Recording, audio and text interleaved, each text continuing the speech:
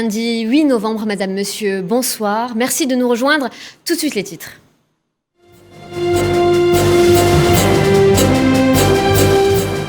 Cérémonie d'ouverture ce matin de la conférence des chefs de mission diplomatiques et consulaires algériennes. On en parle dans un instant.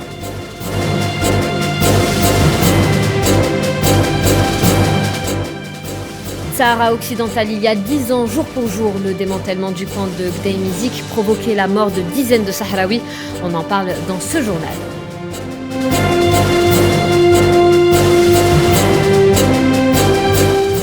Libye, double scrutin capital dans le pays, un événement qui survient dans un contexte de guerre civile.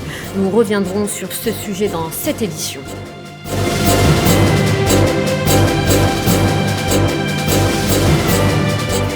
Relations algéro-italiennes vers l'approfondissement de la coopération bilatérale après la visite historique du président italien.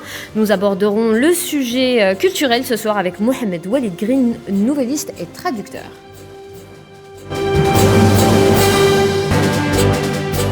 Nous le disions donc en titre, ce matin marquait l'ouverture de la conférence des chefs de mission diplomatiques et consulaires algériennes. La cérémonie d'ouverture s'est déroulée au Centre international des conférences, Abdelatif Al-Hal à Alger. Et à l'occasion, le président de la République, Abdelmadjid Tebboune, a durci le ton, déclarant que l'Algérie ne tolérerait, dans le cadre de ses relations bilatérales avec ses partenaires européens, aucune ingérence dans ses affaires internes. Écoutons-le. الأوروبيين لن تتسامح الجزائر مع أي تدخل في شؤوننا الداخلية، وستظل دوما على استعداد لإقامة علاقات مبنية على الاحترام المتبادل والالتزام الكامل بمبدأ المساواة السيادية بين الدول. Le président de la République, Abdelmadjid Tebboune, a appelé les membres des missions diplomatiques et consulaires algériennes à préserver les intérêts supérieurs du pays et à protéger sa sécurité nationale et sa souveraineté. إن دبلوماسيتنا ودبلوماسيون مدعوون اليوم للتموقع في طليعة الجهود الوطنية الهادفة إلى تعزيز جاذبية الجزائر تجاه الشركات الأجنبية ودعم المؤسسات الوطنية لولوج أسواق العالمية، وذلك عبر استطلاع ودراسة أنماط السوق والاستهلاك وتحديد الفرص المتاحة للمنتجات الوطنية الجزائرية. Il a également exhorté les membres des missions diplomatiques et les membres de missions consulaires algériennes à ratisser large et consolider les relations, surtout économiques, avec la Russie et la Chine. On écoute. فيما يخص علاقتنا مع كل من روسيا والولايات المتحدة والصين، يجب أن يعمل جهازنا الدبلوماسي على تعزيزها أكثر، خاصة على المستوى الاقتصادي. كما يتوجب على سفرائنا العمل على تعزيز علاقاتنا مع الدول الأخرى في أمريكا اللاتينية ومنطقة البحر الكاريبي وجزر المحيط الهادي لإعادة التواصل على جميع المستويات وتوسيع علاقات التعاون مع هذه الدول. ولما نقول البحر الكاريبي ثم عارفين الدولة اللي نعنيها واللي سمحنا فيها نوعا ما. لازم نسترجع علاقة وعلاقات قوية مع كوبا ومع الدول الأخرى فنزويلا والدول الأخرى. L'Algérie abrite à partir d'aujourd'hui les travaux de la première session du comité bilatéral frontalier algéro-mauritanien. Des travaux présidés par le ministre de l'Intérieur, des collectivités locales et de l'aménagement du territoire, Kamel Beldjoud, ainsi que son homologue mauritanien, Mohamed Salem Ould Merzoug. Sujet phare de cette première journée, la question sécuritaire entre les deux pays frères. Plus de détails avec Neila Hamouda. Les relations algéro-mauritaniennes vivent un élan de vitalité, notamment en matière de sécurité. Kamel Beldjoud, ministre de l'Intérieur, des collectivités locales et de l'aménagement du territoire, a appelé les experts sécuritaires en Algérie et en Mauritanie à poser le premier jalon de la création d'une commission sécuritaire conjointe chargée de sécuriser les deux pays. Selon Beljoud, cette commission est plus que nécessaire pour relever les défis sécuritaires. Elle contribuera à contrecarrer toute menace à la sécurité commune, notamment sur la bande frontalière. Intensifier les rencontres périodiques de la concertation dans la région, œuvrer de concert à la sécurisation de la frontière commune et échanger les informations dans le cadre de la lutte contre le crime organisé, ce sont les prérogatives de cette commission. De son côté, Mohamed Salem Merzoug, ministre mauritanien de l'Intérieur et de la décentralisation, estime que la première rencontre du comité bilatéral frontalier représente un nouveau jalon dans l'édifice de la coopération bilatérale,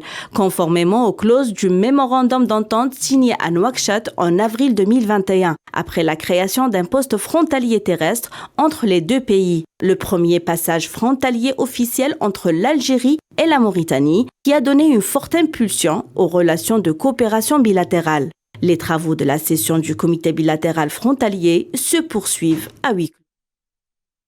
Et on va s'intéresser à présent au Sahara occidental. Ce 8 novembre marque la commémoration des sinistrements, célèbre événement de Gdeim Izik. L'armée et la police marocaine ont réprimé violemment des civils sahraouis. 10 ans après, jour pour jour, le contexte est toujours aussi tendu et le statu quo maintenu volontairement par la partie marocaine. Cette date marque également la journée du prisonnier sahraoui. Pour nous en parler, nous avons en direct avec nous depuis Paris l'écrivain français et fervent défenseur des droits sahraouis, Jean Lamor. Monsieur Jean Lamor, bonsoir. 10 ans après Gdeim Izik, le droit des Sahraouis est toujours bafoué. Le sujet du Sahara occidental est complètement tabou en ce qui concerne l'administration française, mais cette situation des prisonniers au Sahara occidental, des prisonniers de Gdeim Izik et d'autres qui ont été incarcérés, ça c'est une politique de la monarchie, c'est de faire disparaître les Sahraouis dans les prisons, et puis après on n'entend plus parler d'eux. Pour ce qui en est de ceux de Gdeim Izik, je maintiens des relations avec Nama Asfari notamment, et je sais que lui, vu de l'intérieur, c'est quelqu'un d'extrêmement courageux, mais quand on prend ces protagonistes du peuple sahraoui qui ne font que manifester dans la stricte légalité, c'est encore plus criminel de la part de l'autorité marocaine. Parce que je reviens sur Gdeim Izik, c'était bien une manifestation à caractère pacifique, il n'y avait pas d'armes du côté des Sahraouis, alors que ça a été réprimé par la police marocaine et l'armée marocaine qui n'ont rien à faire dans cette zone selon le droit international. Il y a également cette décision de l'ONU de proroger le mandat de la MINURSO d'une année, ce qui n'intervient pas du tout en faveur des Sahraouis. Le conflit armé a repris depuis très récemment, depuis 1 an, 2 ans, et nous avons vu que le Maroc est en train de faire des expériences avec les drones nouvellement acquis de l'État israélien, en faisant des tirs sur des ressortissants algériens qui sont en train de transiter par les territoires du Sahara occidental. Ça, on l'a vu récemment. Donc, le Maroc est en train de faire monter la tension militairement, mais elle n'a rien à gagner là-dessus parce que le Front Polisario est parfaitement capable de défaire l'armée royale marocaine, mais s'il n'y a pas d'intervention de l'extérieur. Monsieur Jean Lamor, le Maroc, appuyé par la France, semble aller vers une politique de déni du droit international et faire de la provocation. Ce qui est absolument inacceptable aujourd'hui qu'un pays agisse de telle manière. Maintenant, le problème principal dans cette situation, ce n'est pas évidemment la monarchie marocaine, c'est Paris.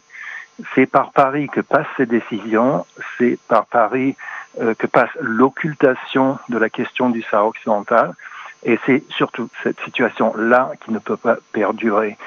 En ce qui concerne autant le droit international que le droit de l'homme, pour ma part, moi j'appelle pas le Sahara occidental la dernière colonie africaine, je l'appelle la nouvelle colonie africaine. Paris veut en faire une colonie marocaine avec l'aval de Paris, évidemment. Et c'est surtout ça qu'il faut changer. Il faut qu'on revienne à une position d'impartialité en ce qui concerne la France vis-à-vis du Sahara occidental, du Front Polisario, et même aussi sur la question algérienne. Il me semble que Paris n'a jamais digéré, pour ainsi dire, la victoire de l'indépendance du peuple algérien.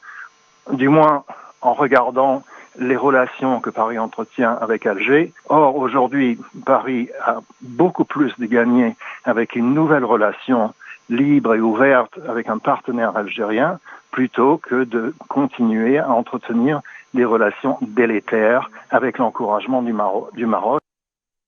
Merci Jean Lamort. Je le rappelle, vous êtes écrivain français et défenseur des droits sahraouis. Bon plaisir. À bientôt. Libye, c'est un double scrutin capital pour le pays. Depuis le début de la guerre civile, la Libye a du mal à trouver un consensus politique et pacifique, sans oublier l'opération Harmattan conduite par l'État français et l'OTAN en 2011, qui a conduit à la chute du régime de Moammar Kadhafi la même année. Tinhinan Makassi. C'est aujourd'hui, lundi 8 novembre, que le processus électoral en vue des élections présidentielles de décembre et les législatives de janvier prochain a été lancé en Libye. Le dépôt des candidatures se poursuivra jusqu'au 22 novembre concernant les présidentielles et jusqu'au 7 décembre pour ce qui est des législatives. La Haute Commission électorale nationale libyenne a mis en place des bureaux à Tripoli dans l'ouest, à Benghazi dans l'est et à Sabha dans le sud du pays pour accueillir les dossiers des candidatures éventuelles pour ces présidentielles. En revanche, les prétendants aux législatives pourront se rendre dans tous les bureaux de la dite commission à travers l'ensemble du territoire libyen. Selon la presse libyenne, 5 aspirants sont déjà en lice pour la course à la présidentielle. Fethi Bechara, ex-ministre de l'Intérieur, Araf El-Nayad, fondateur du parti Ihya Libya, Ibrahim El-Dabashi, l'ex-ambassadeur de la Libye à l'ONU, Fethi Ben Chetouane, membre du parti Projet National, et à la surprise générale, le comique libyen Hatem El-Kou. Les mêmes sources rapportent également la précandidature du général Haftar et de Saif Islam Kadhafi. La distribution des cartes d'électeurs se fera dans tous les bureaux de vote jusqu'à la fin de novembre aux 2,88 millions d'électeurs libyens inscrits sur la plateforme de la Haute Commission électorale nationale libyenne. Hier au Ghana, dans la capitale Accra, la CEDEAO s'est réunie. Il s'agit donc de la communauté économique des États de l'Afrique de l'Ouest qui a décidé d'une sanction à titre individuel. Le Mali et la Guinée sont en ligne de mire. La CEDEAO exige des réformes. Les détails avec Mohamed Amin Aberkan. La situation au Mali et en Guinée était au menu du sommet extraordinaire des chefs d'État de la communauté économique des États de l'Afrique de l'Ouest, la CEDEAO. Réuni à Accra, au Ghana, le sommet s'est consacré à l'examen de l'évolution de la situation politique dans les deux pays. Après l'escalade du 18 août 2020 à Bamako, la CEDEAO avait suspendu le Mali et stoppé les échanges financiers et commerciaux avec ce pays en proie à un cycle de violence terroriste et intercommunautaire. La CEDEAO avait pourtant levé ses sanctions. Le Mali avait promis de procéder aux réformes dans un délai de 18 mois maximum. À l'issue de ce sommet extraordinaire, des sanctions fermes ont été prises. Ces sanctions comprennent l'interdiction de voyager et le gel total des avoirs financiers. Les membres de familles des personnes concernées sont aussi visés par ces sanctions. Le Mali a officiellement sollicité le président en exercice de la CEDEAO, le Ghanéen Nana Akufo-Addo, pour lui notifier qu'il n'était pas possible que les élections se déroulent à la date prévue des élections, qui, je rappelle, étaient prévues pour le 27 février 2022. Direction la Palestine, où le symbole de la résistance du peuple, le quartier de Jérusalem-Est, Sheikh Jarrah, ne faiblit pas face aux expansions des colonies de l'entité sioniste. C'est un sujet signé Tinhinan Makassi encore une fois. Les habitants de Karam el-Jouni et Sheikh Jarrah rejettent à l'unanimité la proposition de la Cour suprême de l'entité sioniste, les obligeant à payer un loyer de locataire à l'association de colons Nahlet Shimon durant 15 ans, en vue de ne pas être expulsés. Les habitants ont rendu public dimanche au soir, dernier jour du délai qui leur était imparti pour payer leur loyer, le refus catégorique de se plier à cette décision abusive. Affirmant, je cite, « Notre cause est juste et nous sommes en droit de disposer de nos maisons ».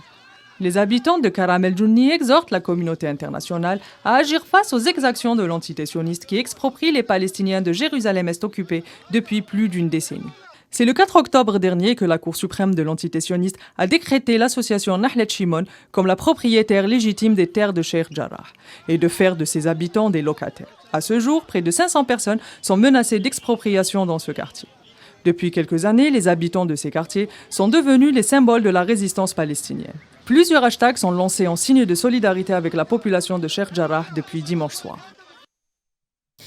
Direction l'Irak, où le président américain Joe Biden a condamné fermement l'attaque terroriste contre le premier ministre irakien Mustafa El-Kazimi, visé par un drone piégé dans sa résidence à Bagdad. dont il est sorti indemne. Joe Biden, soulagé de voir le Premier ministre irakien sain et sauf, a réclamé que les responsables de cette attaque soient jugés. Il a d'ailleurs ordonné à l'équipe de sécurité nationale américaine d'apporter l'assistance nécessaire aux forces de sécurité irakiennes pour enquêter sur cette attaque et identifier les auteurs. En Iran, des exercices militaires de l'armée iranienne se sont déroulés dans la région du golfe d'Oman, dans le sud du pays. Des exercices qui interviennent à quelques jours de la reprise des négociations pour la relance de l'accord nucléaire de 2015. Commentaire Imen Merad. À quelques semaines avant la reprise des pourparlers entre Téhéran et les plus grandes puissances mondiales pour la relance de l'accord nucléaire de 2015, prévu le 29 novembre prochain, contre toute attente, l'armée iranienne a procédé ce dimanche au lancement d'un exercice annuel près de l'estuaire du Golfe. Le but de cet exercice militaire sur la côte iranienne dans le golfe d'Oman est de montrer la puissance militaire du pays et sa volonté d'affronter nos ennemis, a déclaré l'amiral Mahmoud Mousavi, le porte-parole de l'exercice Zolfaqar 1400 à la télévision publique.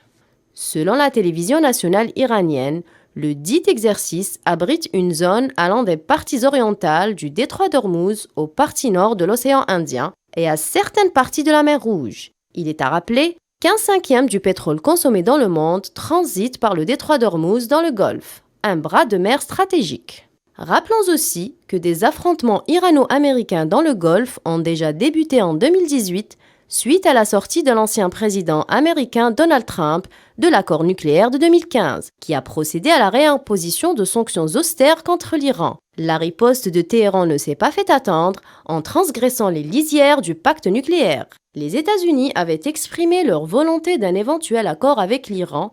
Les négociations devront reprendre le 29 novembre prochain à Vienne, dans l'espoir que les exercices militaires de ce dimanche ne compromettent pas l'issue de ces pourparlers. Aux États-Unis, c'est la fin du travel ban, restrictions sanitaires déclenchées début 2020 en réponse à la pandémie de la Covid-19. Les frontières terrestres et aériennes des États-Unis ont réouvert ce lundi, et ce, après 20 mois de restrictions.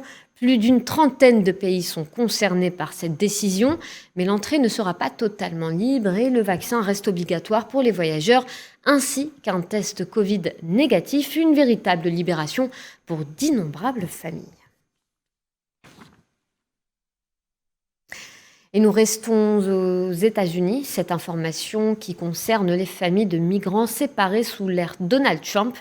Ils pourraient recevoir une compensation financière d'après les dernières déclarations du président Joe Biden, qui s'est dit être favorable à cette option pour les familles de migrants ayant perdu leurs enfants en raison de la politique migratoire de tolérance zéro mise en place par son prédécesseur Donald Trump. Le président démocrate a promis une politique migratoire plus humaine.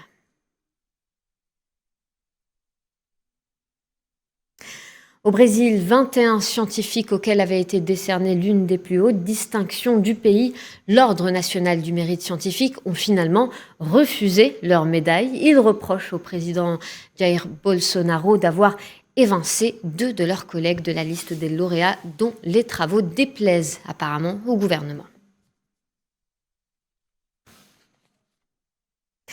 Direction l'Australie, où le gouvernement a décidé de ne pas abandonner la production de charbon, et cela après avoir rejeté un accord visant à abandonner progressivement ce combustible fossile polluant afin de limiter le changement climatique.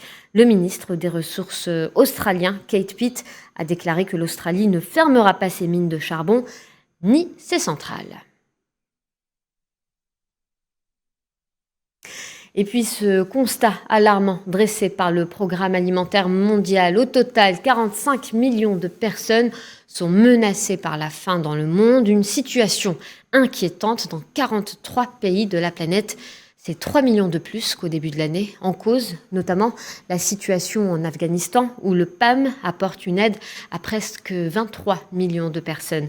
Des dizaines de millions de personnes sont au bord du gouffre, les conflits, le changement climatique ou encore la Covid-19 ont augmenté le nombre de personnes en situation de famine aiguë, a déclaré le directeur exécutif du PAM, David Beasley.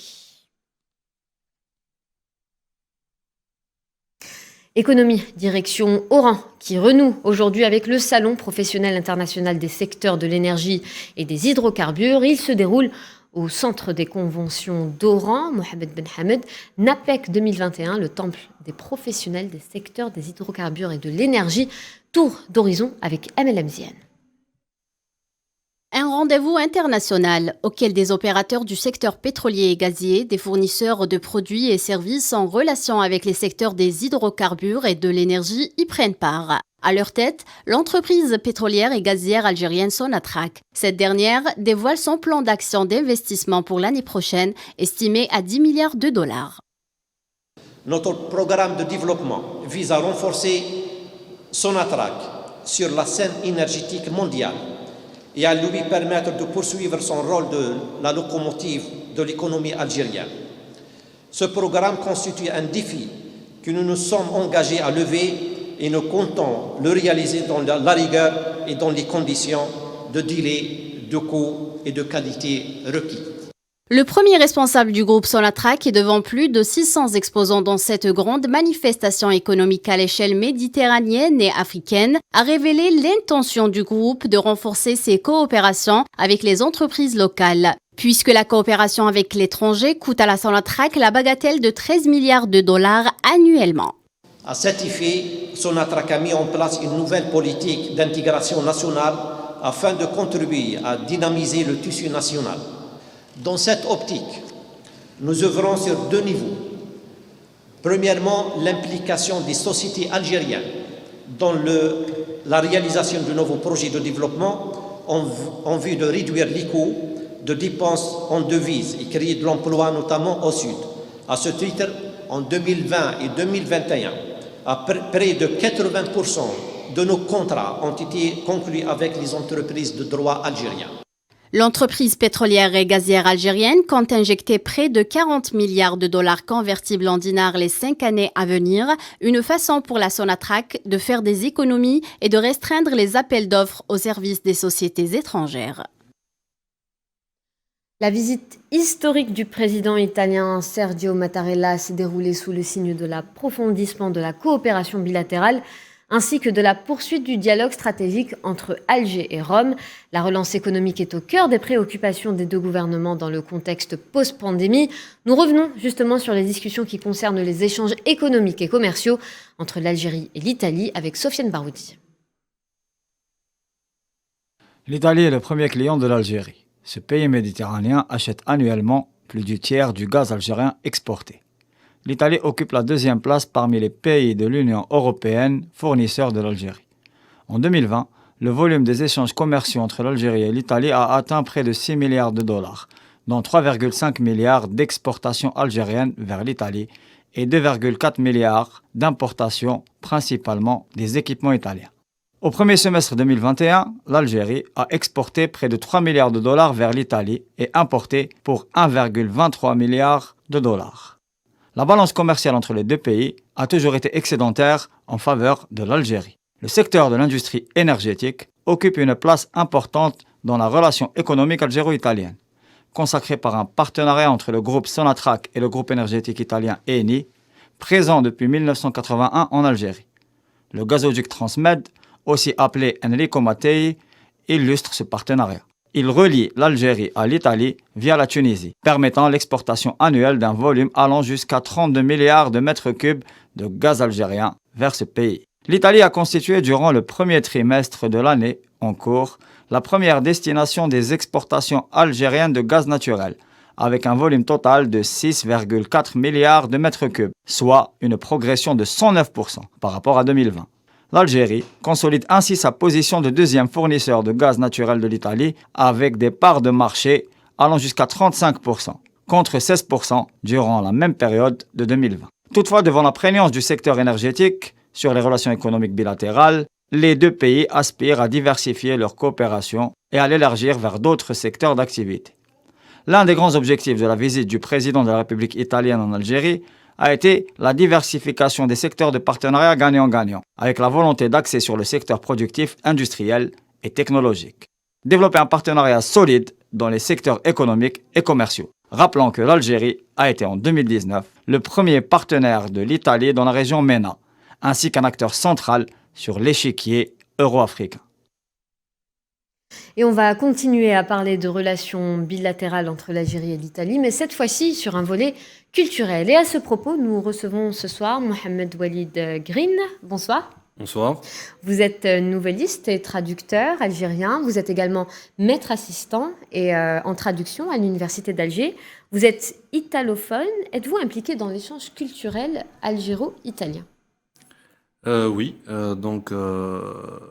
ma coopération avec le Centre culturel italien ne date pas d'hier. J'ai déjà participé avec le Centre culturel italien en 2013-2014 par l'animation de rencontres littéraires autour de la traduction d'œuvres d'écrivains classiques italiens vers l'arabe, suivi de débats. Ça s'est très bien passé. J'ai traduit par ailleurs Dino Buzzati et Achille Campanile. Et pour cette année, j'ai publié... On va en parler dans un instant. D'accord, on va parler de la traduction. Très bien. Mais justement, vous avez publié dernièrement une traduction d'un auteur italien. Excusez mon accent, c'est Cesare Pavese. Que pouvez-vous nous dire justement sur ce projet éditorial ? Petite rectification, c'est Cesare Pavese. Donc, il est considéré comme l'un des auteurs, des grands écrivains italiens et européens. C'est un classique de la littérature italienne moderne. C'est un Turinois. Donc, concernant ce projet, j'étais contacté par une maison d'édition d'Amma dans notre pays. Ils m'ont contacté pour traduire un recueil de nouvelles. C'est ce que j'ai fait, de l'italien vers l'arabe. Et j'ai choisi 8 récits parmi les plus célèbres de Cesare Pavese. Je pourrais citer 2 ou 3 récits, par exemple Feria d'Agosto, Vacances d'août, Il Nome, L'estate, l'été. Et j'ai ajouté en annexe 2 textes fondamentaux de Pavese où il explique sa vision de l'écriture. Il s'agit de Il Compagno, le camarade, et Les Parole, les mots, où il défend une littérature populaire. Et cette traduction s'est faite sur le plan de la promotion en coopération avec le Centre culturel italien. Et autre information, la traduction va être publiée aussi à l'international en Jordanie, aux éditions Khotot Wadilal. Très bien. Donc voilà. Excellent. Merci Mohamed Walid Green. Je le rappelle, vous êtes nouvelliste et traducteur algérien. Culture, toujours, on va parler jeu d'échecs. Hier soir à l'Institut Cervantes d'Alger, une conférence autour du jeu d'échecs justement a été animée par le maître national Lies Yala. Amira Bedja y était, on regarde. Un échiquier géant au sol. Les 2 rois, dames, tours, cavaliers et pions sont tous alignés au milieu de la salle de conférence de l'Institut Cervantes d'Alger. La directrice de l'Institut Cervantes nous partage sa joie. Et nous sommes ici pour faire 4 jours sur les échecs. Le maestro il nous a demandé de faire cet événement. Et nous sommes intéressés parce que nous pensons que les échecs ils sont un jeu très, très intéressant et très puissant pour la jeunesse. La manifestation a commencé à l'Institut Cervantes le 5 de ce mois et prend fin aujourd'hui avec la projection du film El Jugador de Ajedrez. Il le publie pour la première fois en 1561. Inventés en Inde et introduits en Europe par la civilisation arabo-musulmane, les échecs deviennent un jeu de compétition internationale, mais aussi un instrument pédagogique. Maître Yala nous a relaté l'importance de cette manifestation.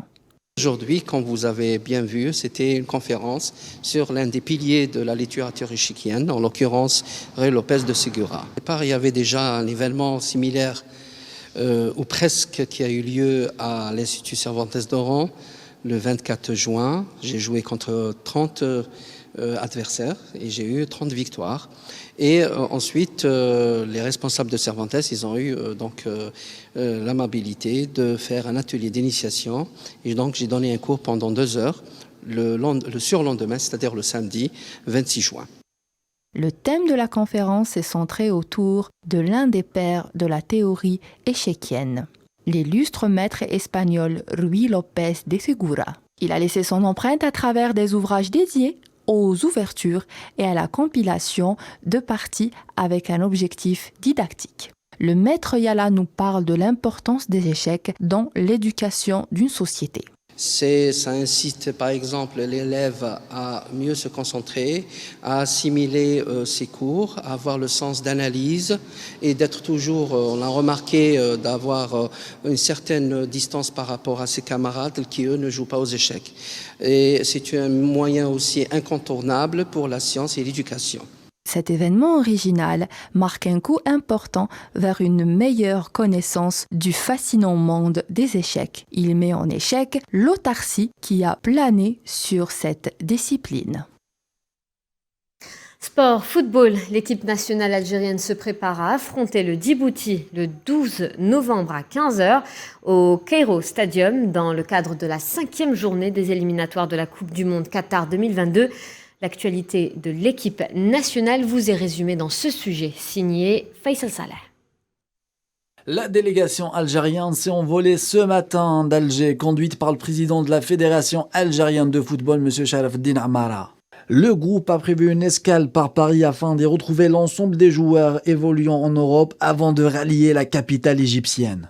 À leur arrivée, en fin d'après-midi, les Verts effectueront une première séance d'entraînement. L'effectif sera divisé en 2 groupes avec, d'un côté, les joueurs qui ont évolué la veille avec leur club, à l'image de Barrahma et Ben Nasser, qui auront une séance plus courte. Et de l'autre, ceux qui ont joué plus tôt ou sont au repos depuis quelques jours et qui feront l'objet d'un travail un peu plus long et adapté. Seul le chemin connaît les voyageurs. Le scénario des blessures frappe encore les Verts dans leur chemin de qualification à la Coupe du Monde Qatar 2022. Après l'absence d'Adam Ounes à la double confrontation face au Niger, lui qui a été présent dans la liste de Jamal Belmadi, cette fois-ci, la mauvaise nouvelle est venue hier de la Côte d'Azur. Le latéral droit des Aiglons, Youssef Attal, avait débuté la rencontre face à Montpellier comme titulaire, a dû céder sa place à la 58e minute en se tenant la cuisse, signe d'une lésion musculaire. Il s'agit de la 12e blessure depuis qu'il évolue à Nice. Youssef Attal déclaré forfait pour la trêve internationale. Jamal Belmadi nous parle de la blessure après avoir pris contact avec son joueur. Je pense qu'il y a l'examen radiologique, une IRM. On va voir le c'est pas comme d'habitude, c'est pas les lésions qu'il a pu avoir avant. Il sent bien comme ça. L'examen exactement. Ce Youssef, on sait tout ce qu'il peut apporter. Malheureusement, il était victime d'une lésion musculaire. En première mi-temps, il avait mis du danger, notamment aussi beaucoup en début de deuxième période. Le sélectionneur national a opté pour le joueur de l'étoile de Sehal Hussein Ben Ayyada pour remplacer Youssef Attal. L'Algérie affrontera Djibouti vendredi prochain au Cairo Stadium, le compte de la 5e journée du groupe A des éliminatoires de la Coupe du Monde Qatar 2022. Voilà, c'est la fin de ce journal. Merci de nous avoir suivis. On se retrouve demain à 13h pour votre journal télévisé. D'ici là, excellente soirée sur Al 24 News.